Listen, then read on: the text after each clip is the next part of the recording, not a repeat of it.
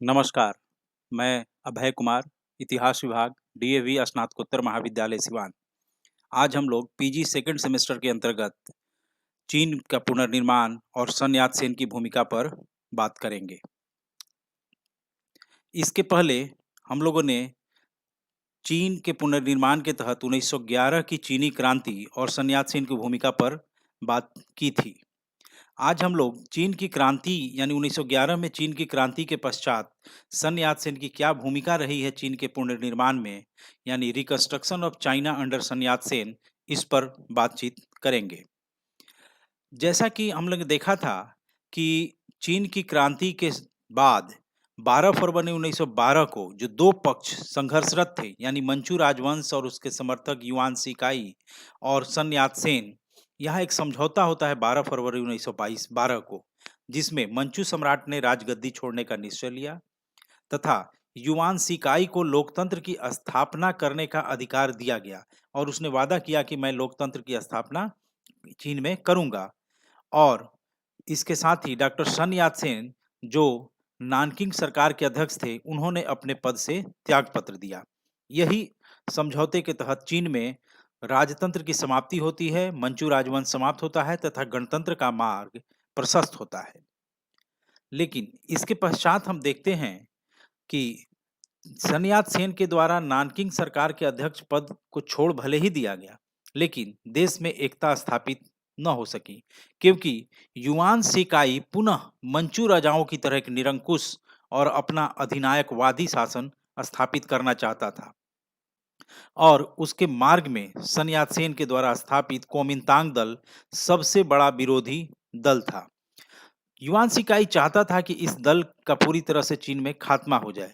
यह दल उसके खिलाफ कोई कार्य न कर सके और यही कारण है कि उसने कोमिंतांग दल के खिलाफ कई तरह के प्रतिबंध लगा दिए। 1913 ईस्वी में युआन शिकाई की पेकिंग सरकार पर एकाधिकार स्थापित हो गया। 4 नवंबर 1913 को उसने कोमिंतांग दल को गैर कानूनी घोषित कर दिया और इस दल के बहुत से सदस्यों को गिरफ्तार कर लिया गया। अपनी गिरफ्तारी से बचने के लिए कोमिंतांग दल के अनेक सदस्य विदेश भाग खड़े हुए और इस प्रकार कुछ दिनों के लिए चीन में ऐसा प्रतीत हुआ कि कोमिंतांग दल का चीन की राजनीति से प्रभाव खत्म हो जाएगा, लेकिन ऐसा नहीं हुआ। युआन शिकाई का निरंकुश शासन चीन पर बहुत अधिक दिनों तक कायम नहीं रह सका। 1916 में उसकी मृत्यु हो जाती है। युआन शिकाई की मृत्यु के बाद चीन में पुनः अराजकता फैल गई और सारा देश अव्यवस्था का अड्डा बन गया, क्योंकि युआन शिकाई भले ही गणतंत्र विरोधी था, लेकिन उसने अपनी निरंकुश शासन व्यवस्था कायम कर ली थी। अतः उसकी मृत्यु के पश्चात उस निरंकुश शासन व्यवस्था को संभालने वाला कोई व्यक्ति नहीं मिला और चीन अराजकता व्यवस्था के माहौल से गुजरने लगा। केंद्रीय सरकार का रहा-सहा प्रभुत्व भी अब समाप्त होने लगा और विभिन्न प्रांतीय सिपासलार यानी गवर्नर अपने अपने क्षेत्रों में स्वतंत्र शासकों के समान आचरण करने लगे। इन्हीं परिस्थितियों में डॉक्टर सन यात-सेन ने लाभ उठाया।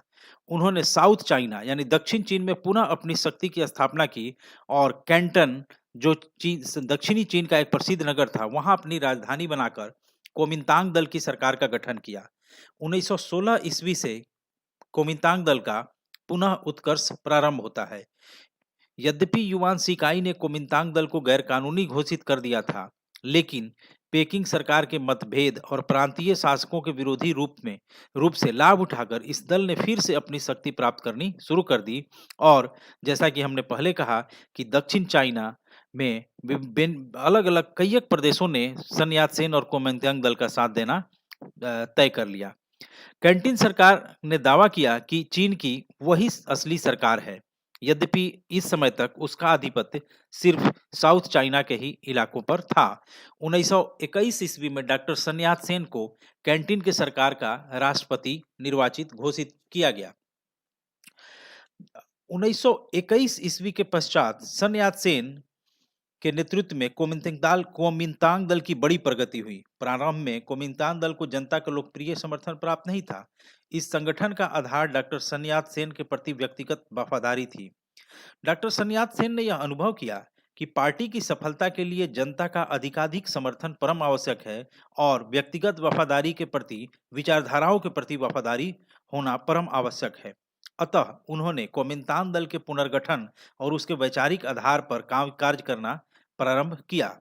राष्ट्रीयता के सिद्धांत से ओतप्रोत होने के कारण कुओमिंतान दल को पश्चिमी यूरोपीय राज्यों और संयुक्त राज्य अमेरिका से समर्थन और सहायता की जो आशा थी वह नहीं प्राप्त हो रही थी, क्योंकि उन देशों की साम्राज्यवादी महत्वाकांक्षा नहीं चाहती थी कि चीन एक मजबूत राष्ट्र बने और वहां राष्ट्रीयता का विकास हो। इसी समय रूस में 1917 में बोल्शेविक क्रांति होती है। लेनिन के नेतृत्व में साम्यवादी सरकार की स्थापना होती है। सोवियत संघ की साम्यवादी सरकार ने डॉक्टर सन यात सेन को सहायता देने का वचन किया, क्योंकि उन्हें महसूस हुआ कि चीन में इन परिस्थितियों में राष्ट्रवाद के साथ साथ साम्यवादी व्यवस्था का भी प्रचार प्रसार हो सकता है, या साम्यवादी विचारधारा का फैलाव वहां भी हो सकता है। और यही कारण है कि वहां से माइकल बोरोदिन नामक एक रूसी साम्यवादी कुओमिंतान सरकार का सलाहकार बनकर कैंटन आया। उसने सोवियत कम्युनिस्ट पार्टी के आधार पर कुओमिंतान दल का संगठन करना प्रारंभ कर दिया। बोरोदिन ने पार्टी का आधार बहुत विस्तृत कर इसमें लोकतांत्रिक भावनाओं का समावेश कराया। चीन के सभी प्रगतिवादी विचारधारा के लोगों की सहानुभूति इस दल को मिलने लगी। इस कारण कुओमिंतान दल के अंदर अब दो तरह की विचारधाराएं दिखाई पड़ने लगती हैं। एक जो राष्ट्रवादी विचारधारा थी, जहां पर साम्यवादी विचारधारा का प्रभाव कम था या नहीं के बराबर था। दूसरी तरफ एक ऐसा राष्ट्रवादी विचारधारा जिसमें साम्यवाद की स्थापना एक प्रमुख उद्देश्य था। और यही कारण है कि कुछ लोग कुओमिंतान दल में वैसे भी घुस आए थे जो कुओमिंतान दल को एक साधन के रूप में देखते थे, जहां उन्हें राजनीतिक सत्ता की प्राप्ति हो सकती थी। और यही कारण है कि कुओमिंतान दल में फूट पैदा हुई, जिसने चीन में गृह युद्ध का सूत्रपात किया। और उसकी उत्पत्ति हम इन्हीं दो विरोधी प्रवृत्तियों के अंदर देख सकते हैं। अब हम देखेंगे कि कुओमिंतान दल के तीन सिद्धांत, यानी सन यात सेन ने जब पुनर्गठन प्रारंभ किया कुओमिंतान दल का, तो उन्होंने सोचा कि व्यक्तिगत वफादारी के साथ साथ एक वैचारिक प्रतिबद्धता भी कार्यकर्ताओं में होनी चाहिए। और तब उन्होंने कुओमिंतान दल के तीन सिद्धांतों का प्रतिपादन इसकी पहली महासभा जो 1924 में हुई थी वहां पर किया। इस महासभा में डॉक्टर सन यात सेन ने अपने दल के तीन सिद्धांतों की घोषणा की, जिनकी हम एक एक करके चर्चा करेंगे। इसमें पहला सिद्धांत था राष्ट्रीयता का। सन यात सेन ऐसा मानते थे कि चीन की दशा में सुधार के लिए चीन के लोगों में राष्ट्रीयता के सिद्धांत का विकास परम आवश्यक है। साम्राज्यवादी देशों के हस्तक्षेप और शोषण के कारण चीन की स्थिति बिल्कुल एशिया और अफ्रीका के उपनिवेशों जैसी हो गई थी। इस हालत में विदेशी साम्राज्यवाद से देश की रक्षा का प्रश्न सर्वोपरि था। लेकिन चीन को विदेशी साम्राज्यवाद का शिकार बनने से तभी बचाया जा सकता था जब चीन के लोग देशभक्त और राष्ट्रवादी बने। डॉक्टर सन यात सेन ने राष्ट्रीयता की भावना के विकास पर बहुत बल दिया और कुओमिंतान पार्टी ने इसे अपने कार्यक्रम का एक प्रमुख सिद्धांत बना लिया।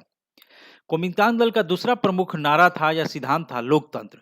डॉक्टर सन यात सेन को लोकतंत्र में अटूट विश्वास था। चीन के विकास के लिए वह लोकतंत्रीय व्यवस्था को अत्यंत आवश्यक मानते थे।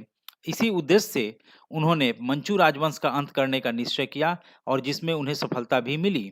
वह जनमत को सर्वोपरि स्थान देना चाहते थे और चाहते थे कि चीन की जनता शासन के कार्य में अधिकाधिक हिस्सा ले। कुओमिंतान दल और डॉक्टर सन यात सेन का तीसरा प्रमुख जो सिद्धांत था, जिसे हम उसका उद्देश्य भी कह सकते हैं, वो है जनता की आर्थिक उन्नति। जैसा कि 1911 की चीनी क्रांति की परिस्थितियों में हमने पाया कि चीन में 1911 की क्रांति का एक प्रमुख कारण चीन की आर्थिक स्थिति का खराब होना था। देश बराबर अकाल और प्राकृतिक प्रकोपों का सामना करना पड़ रहा था। लोग भूखों मर रहे थे। अतः चीन का आर्थिक विकास जहां जरूरी था, वहीं चीन की जनता का भी आर्थिक विकास होना निहायत जरूरी था, क्योंकि अधिकांश जनता देहातों में निवास करती थी और कृषि से अपना जीवन निर्वाह करती थी। और कृषि की पिछड़ी दशा और किसानों की आर्थिक दशा में एक गहरा संबंध था। यही कारण है कि कृषि के विकास चीन के आर्थिक विकास का एक प्रमुख क्षेत्र बन गया, जो कि चीन की आर्थिक उन्नति के लिए परम आवश्यक था। और आर्थिक उन्नति के लिए चीन ने सन यात सेन के नेतृत्व में समाजवादी सिद्धांतों को अपनाना आवश्यक समझा। डॉक्टर सन यात सेन कुओमिंतान दल के नेतृत्व में चीन में राष्ट्रीय एकता स्थापित करना चाहते थे। वह पेकिंग सरकार से समझौता भी करना चाहते थे। इसी उद्देश्य से वह से पेकिंग भी गए। उन्होंने पेकिंग सरकार के प्रतिनिधियों से वार्ता की, लेकिन वहाँ उन्हें घोर निराशा का सामना करना पड़ा और इसी मध्य 12 मार्च 1925 को पेकिंग में ही उनकी मृत्यु हो जाती है। डॉक्टर सन यात-सेन का मूल्यांकन करते समय हमें यह ध्यान रखना चाहिए कि डॉक्टर सन यात-सेन 1911 की चीनी के राष्ट्रवादी क्रांति के जन्मदाता थे और साथ में चीन के पुनर्निर्माण में भी उन्होंने महत्वपूर्ण भूमिका निभाई। युआन शिकाई के साथ उनका संघर्ष चीन के इतिहास में एक महत्वपूर्ण स्थान रखता है, जहां पर डॉक्टर सन यात-सेन ने राष्ट्रीयता, लोकतंत्र और चीन के आर्थिक विकास से कोई समझौता नहीं किया। उन्होंने चीन के लोगों में राष्ट्रीयता और देशभक्ति भावना भरने का अपूर्व प्रयास किया। वे एक ऐसे महापुरुष थे जिन्होंने अपना सारा जीवन लोगों की उन्नति में अर्पित कर दिया। कुओमिंतांग पार्टी भी सन यात-सेन की ही देन थी, जो उनकी मृत्यु के बाद भी शक्तिशाली बनी रही। इन अर्थों में जिस तरह से भारत की जनता महात्मा गांधी को और तुर्की की जनता मुस्तफा कमाल पाशा को अपना आदर्श और अपना आदर प्रदान करती है, उसी तरह से चीन के इतिहास में डॉक्टर सन यात-सेन का महत्वपूर्ण स्थान है। धन्यवाद।